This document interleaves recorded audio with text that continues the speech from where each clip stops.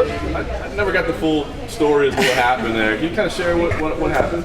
Yeah, I'm not pregnant. That was what I had heard when I got back from watching my movie and eating my barbecue and my fight got canceled. Texas requires, because I'm over the age of 36, that I do an EEG, and the EEG results came back with something that the commission didn't like and that the doctors wouldn't sign off on. So my fight got canceled. I tried to say, listen, can we get another test done? And they said, no, that's doctor shopping. You know, I don't know if I was told I had breast cancer and I wanted a second opinion, I'm pretty sure they'd give it to me. So they're telling me there's something wrong with my brain. I'm like, no, let's get a second opinion, and they wouldn't let me.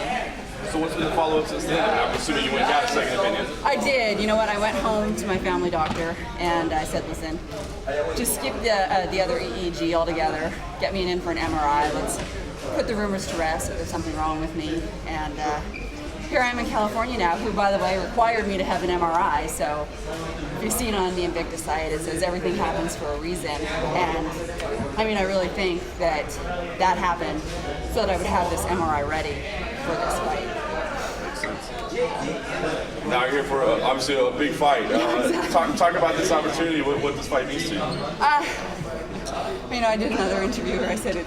You know, at the chances of sounding really cheesy and cliche, it means everything. It's everything I've worked towards. You know, all the sacrifices I've put in with my family. Is like we don't do a lot of family vacations because I use all my vacation time to come here and fight. So you know, it kind of lends a legitimacy to every sacrifice that I've made. What's this feel like? I mean, I haven't been to all the Invicta events, but I'm assuming this is probably a larger media contingent than normal. Yeah, this is new. You guys are all new. Never had to do that before. I'm like, what am I doing? An open workout. Like, I'm not going to do this stuff I really super do. So, yeah, this is, when I was presented with this opportunity, I said, you know what, we can't let this go. We'd expected a fight with her later in the year, and we're anticipating that. So when this came to the table, I was like, already? Well, yeah, we have to do this fight. We have to take this fight for this exposure, and here we are. Can you talk a little bit about Chris? Yeah. Like Chris, is that Chris? No. Yeah. Thank you, by the way, for calling her Chris. We've chosen not to call her by her nickname because this humanizes her more. So, you know, I mean, we've all seen her fight. She's strong. She likes to punch. My background is not MMA, pardon me, is Thai boxing. But you know, apparently I'm a jiu-jitsu fighter because most of my wins have come via submission. So I've actually been waiting for somebody who wants to really stand up with me. I mean, I had that in Veronica, but that takedown just happened and we ended up on the ground. So yeah, like, you know, someone who's actually going to stand and bang with me. Careful what you wish for, I guess, huh? What do you think about her technique? I mean, a lot of her game, it seems like, has always been kind of like intimidation, physically stronger than her opponent. I don't think she's going to have that luxury with you. So what do you think when you break down the actual technique that she has? Yeah, it's very, gosh, I'm trying to be so Canadian here and polite, right? I don't see a whole lot of actual technique. There's not a lot of straight punches. It's very, very wide and barraging. Like my one coach says she's really good at stalking. Like she's good at chasing me down. So, yeah, that's one technique she's really good at. And she seems to be pretty good at that body lock takedown. So, go for it. I'd like the ground. It seems like she's kind of fighting it as an opportunity to get to Ronda.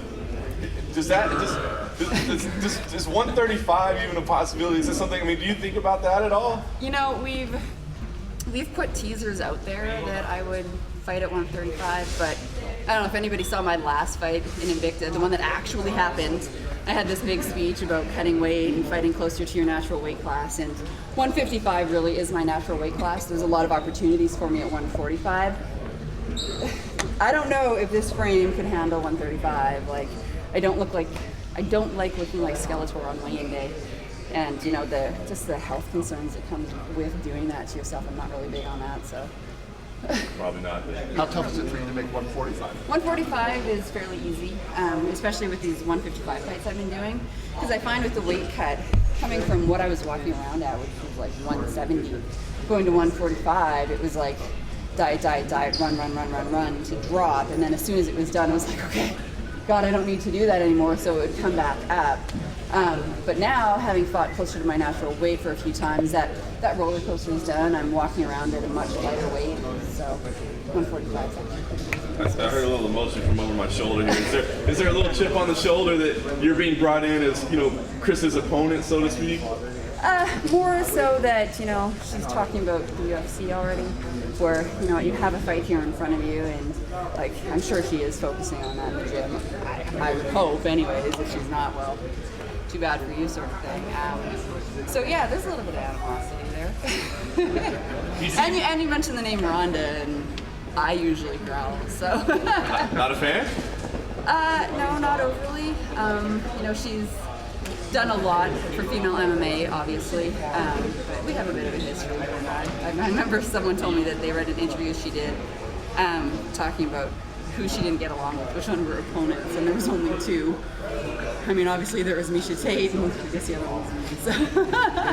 Were there talks of you guys fighting when she was a 45er or anything? We did fight. Oh, I'm sorry, you did fight. Yeah. Oh, I'm sorry. We fought at 147 because I wasn't sure at that time. I was coming off of my Thai boxing career. Wasn't really sure I could make the 145 cut, so we fought at a catch weight at 147. That was back when she would still do that. And yeah, I mean, obviously, we all know how that ended up. There's no L on her record, so. So is your animosity though just the result of the fight, or just the No, you just no. don't like the way she represents the sport, or? That, and we had a bit of an issue before our fight. That was back when Gina was slated to come back to Strikeforce and couldn't get medical clearance. The fight was the night after our fight, so Strikeforce went knocking on her door and said, "Listen, can you come fight for us?" And she was already in a contract with me. My organization that I was fighting for came to me and said, "Do you want to let her out of the contract?" And I went, "No." That's why we sign a contract. We sign them for a reason, so that if a better offer comes along, you don't just jump out of it and take that better offer. And yeah, things got a little heated when I wouldn't let her out.